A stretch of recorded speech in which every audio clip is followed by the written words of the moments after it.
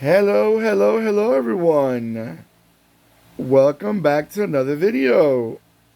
Alright, let's see what we got for you right now. Let me put that in the center. There we go. So where it's supposed to be.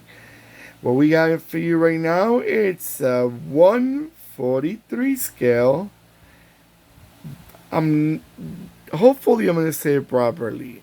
Vanden Plas Princess 3 litre MKII.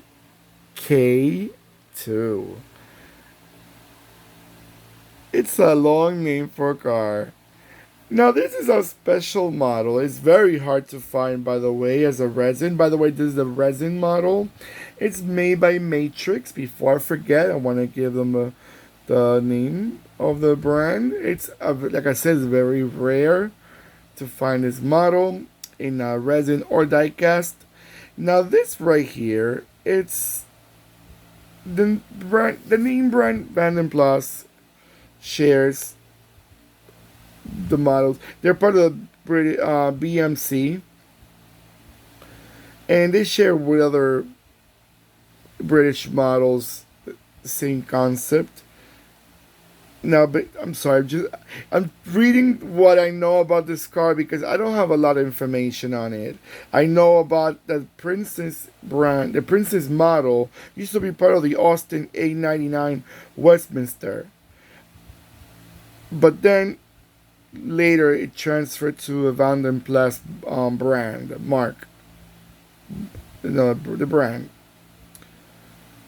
Now this year, the model you've seen it before. For people that are not British and we're not really familiar with these models to the detail, I know that Wolseley, Riley, Austin, Morris, a bunch of them, Austin, Vanden Plas, the one that we're looking at right now, and MG, they all have this model. I know my British friends will give me a lot more information, which I truly appreciate, or anyone that has more information on it. I know they share their model, Austin, with all these brands that I mentioned before, but I think this is one of the best looking one of them. This is one of the best looking ones. I think the two-tone color it does give it its attractiveness. The grill of the Vanden Plas models, I love it. I have another model from Vanden Plas, and they have the same type of grill. I think it's the most regal of them all. I like Wolseley too, but this one is really really attractive, really attractive. Now this specific model was made between 1960 till 1964. 4 year run, 4 year run, but quite interesting. I'm not sure how many of them sold, but I could tell you more about their engine. Engine wise, they had a 2.9 6 cylinder, and it had a 120 horsepower. Not super powerful, but still they did their mark. I like how they call the litre, however you say it.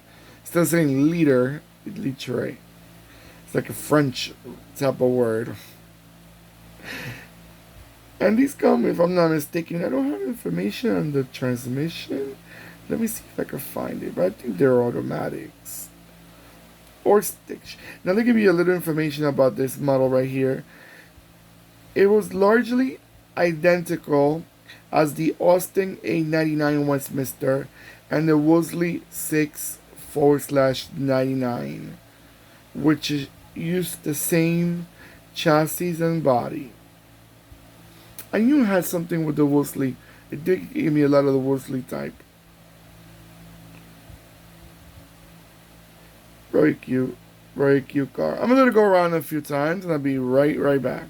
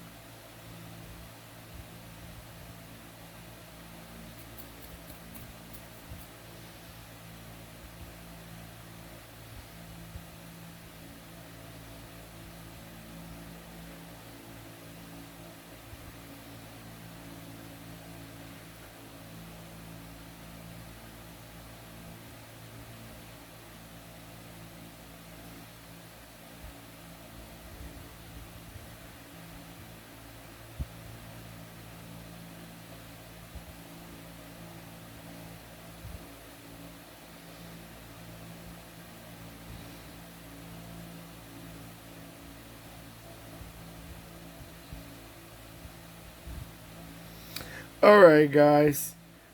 Just so you know, the designer for all these models, for this model, I guess the one that we're looking at right now, is from Pininfarina. So you know that's good quality class designer. Also, I wanted to make sure you know this model was assembled in the UK, but also was assembled in South Africa. I have to say though, I'm not sure why United States and Canada does not have more influence on British cars like the rest of the ex-British colonies do, like Australia, New Zealand, South Africa, even India to a certain point. Why doesn't the U.S. and Canada have the same influence?